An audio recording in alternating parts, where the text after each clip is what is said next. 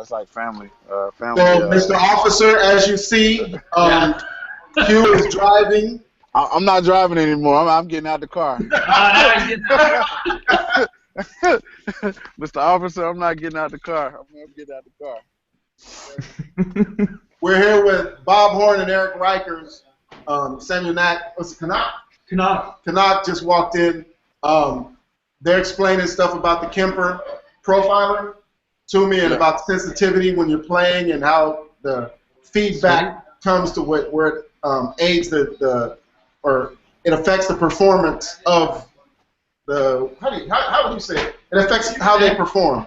Yeah, it affects how you attack the strings and how hard you press and the way you dig in. What are your feelings on the Kemper? What's that? What are your feelings on playing the Kemper? It was cool. It was cool. It surprised me. Really cool. Is it different? Go ahead. Is it different? Different from playing the same amp? I would say it was similar. It felt good. That's what we were just talking about. Is that if you play if you plug your guitar directly into your DAW, and then you strap a plug-in on to get you some distortion or something. Or EQ. Yeah, I feel like you don't always get the responsiveness from a plug-in the same way you do if you're playing through an actual amp and you've got it mic'd up. Yeah. And, this is my first time checking out the Kemper, and it was cool. You kind of got that responsiveness the way you might expect when you're playing through an amp. So that was it was cool. How does it compare to having your own amp and then putting it through something like a Torpedo Live, like a cabinet simulator? I don't know. I don't mess around with cabinet simulators all that much. Maybe Bob can comment. I mean, it captures the amp about 95, 97%. It's really remarkable. So they just recorded a 57 on a 412 cabinet with a EVH Eddie Van Halen 5150, and man, it sounds really close. It's hard to tell the difference. Oh, there's probably a bypass on here. I'll show you guys the amp so you can see it. So nice. Did that. See the amp? And then mic'd it up down here. I don't know if you can see it. It's probably dark. What music are you playing if you're playing EVH? Just some. I mean, we weren't really doing anything formal. Just sort of running through some rock chords, power chords, things like that, just to sort of drive the amp and hear it a bit. Okay. It was just like I said, just setting it up and testing it. So didn't really run a whole song or anything. Just trying to wrap our brains around the Kemper and how you model, or how you what's the term you've been using? Profile. How you actually capture a profile of another amp. So we just went through that process just to see what it was like. Yeah, don't call it model online. I learned that the hard way. The gear guys it's not modeling, it's profiling. Some people call it a space toaster. Profiler, not profiler, right? Okay, profiler. We're gonna get it. That was cool though. It definitely way more authentic sounding to my ear. But the only concern. Give them to us for free. Yeah, everybody logs in. Maat's buying everybody one and gonna send it. That's not cute to leave. So how does it compare to actually having air being pushed against the mic? I mean, I think it was pretty great. I mean, we just barely we're right in the process of doing it, so I barely heard it. But I mean, it sounds pretty doggone good. Yeah, I don't know if you guys know. Aaron Meyer, he kind of posts on the Pensado students and produced like a pro. He did a test a couple weeks ago with a Telecaster profiling I think it was a Fender Champ, and it was really remarkable. It was a good 95, 97% of what the amp was, just going direct out of the profiler. So after he captured it, he gave the amp back to his friend, and it sounds remarkable. Pretty impressive. Cool. So, some people refer them as space toasters. Space toasters? Yeah, because of the way they look. Oh, yeah. Oh. It looks like a toaster. It does. Yeah, it does. It almost has like a retro, even some of it has a little bit of the green in the shape. Like, it does kind of have a space toaster look. You're right. Yeah, but you can still buy the rack version. The rack version doesn't look like that. What's that? I said you can still buy the rack version. The rack version doesn't look like that. It's the Oh, okay. Okay. Well, and there's some that will actually, and maybe I'm wrong, but I guess there's some that'll drive a cabinet too. That particular one won't drive a 4x12. They have ones with power amps. They got one with a power amp in it. I imagine Yeah. that is a little They different. cost an extra $600 more. Yeah. Kind of, I don't know, I could see a live musician, somebody wanting to take that with them. That would be For the great. studio, I don't think you need it. It sounds so close. Yeah. I mean, definitely step up from Guitar Rig and all those, you know. I heard a lot of people use it to, when they're tracking their album, if there's a tone that they can't get live, then they would use the Kemper to, like, put it through the PA. Right. So that they could have, like, an EQ that they couldn't get because of the way their, like, natural amps are set up. They couldn't get it, so they would use the Kemper and slap it on. Well, that's the thing. If you capture it through, like, a nice vintage Neve or Telefunken preamp and some really cool ribbon mics and stuff, it's capturing all of that, not only the amp but the engineering as well. So, yeah, I guess live, all of a sudden you get to take with you that preamp chain and everything. So, yeah, it's a cool idea. You could take your studio tone that you did on the album, which is like insane. Exactly. I asked them off camera if they would actually get it, if it would be worth getting, and they said yeah. Especially when you're gonna just give us one for Yeah. a gift. I'll take one. That's 3 now. Yeah. Fairly unanimous. All right, you guys. So who has questions for these guys? Because we're about to go play this in the studio and listen over the actual monitors, because we listened over the headphones. What, Bill Kamek? No questions? No, not really. I just want to say what's up. I see Bob over there. I see Erik. I saw Sam in the background running around. What's up, Maat? You got the mood lighting going on there, Bill. Yeah, it's one of my trademarks. But You got a cold one? What's up? Hey, where your brew at, Bill? Where's your brew? That's what I'm talking about. you know where it is. It's right here in my hand. Hey, I'm getting slow jams. What's up, fellas? I see you, Nick. Yeah, Bill. Hi. Yeah, the only question I have is why when every time Bob comes to New York, he's avoiding me for some brews. I'm about to take it personally. Oh man. Hey, I'll be there the week of July 27th. I'll be there. All right, I'll probably be here. I'll see you when you get. Who is that guy? Hey, what's up, man? How you doing? Good to see you running around like the Indy 500 back there. What's up, brother? What's up, man? Yeah, no, I mean, a lot of people have been, talking about the Kemper. I was thinking about getting a Kemper quite a while back. It's, I don't know, maybe 3 or 4 years ago, it became kind of like the go-to thing as far as metal. So, it was like, but I mean, the thing is, personally, I use, I don't know how much UAD you guys use, Bob, but I like the 2555, the Silver Jubilee, the Marshall that they just made, and the 2203. Oh, okay. I'm not familiar with those. All we've really messed with the last couple of years is the Bogner that Erik bought, the Bogner Ecstasy. So no, I'm talking about actual software. I'm not talking about amps. Yeah, I'm saying UAD. UAD, they've made a lot of amps that UAD's made a lot of amps that I do not like. Oh, gotcha. Yeah. But they did make a Marshall 2555. Right. Hey, what's happening, man? Good to see you. What's up? Just I'm taking off at a drum session, but I want to say hi, guys. Bye. See you later. But I was just saying that that's what I roll with right now is the UAD 2555, the Silver Jubilee, and also the UAD 2203, which are the newest two. But the rest of the Marshalls, I don't like. I mean, the rest of the stuff that they make, I don't like any of it any more than anything else. Like Bias or I don't mind the angled UAD. I mean, you can get some decent clean tones out of it if you fool with it for a minute. But yeah, I agree. The other Marshalls, I don't really care for. Yeah. You can try the Friedman plugin. It's really, I really like good. the Chandler.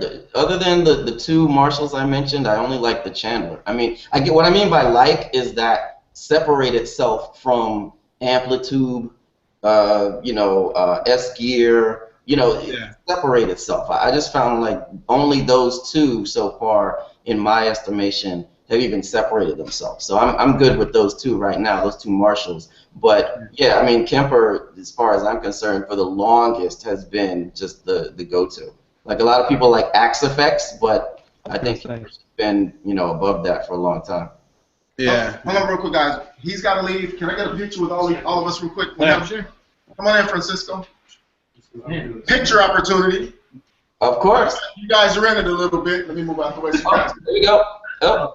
Yeah, Pensado students in it too. You got them?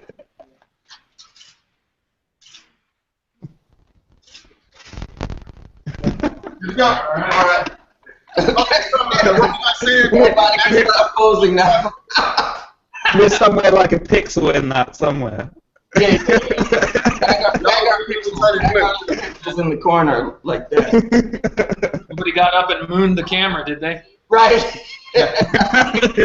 Oh, damn it! You missed your chance. What were you guys saying about Axe Effects? I was saying that Axe Effects was pretty much the go-to until Kemper dropped. It actually moved people out. Like it actually. Oh yeah. Yeah. Now I got a little bit of insider information though. Oh, please do tell. DP uses his Axe Effects rig all the time. There we go. Yeah, see, that's what I mean. It was a go-to, and Kemper, basically the thing is that people have used it, like Nick was saying earlier, people used it on stage, right. Instead of bringing stacks of amps and all that in cabinets, they've actually used it on stage to play. They might set up some cabinets just so it looks like they're connected. That reminds me of Rush. That reminds me of Rush. They used to get like huge like chicken rotisseries instead of their cabinets, and they'll play their sound straight through the PA. Nice. They're taking the piss out of like everyone having like massive amounts of like walls of cabinets. Yeah, but it's mostly they talk about how useful it is because.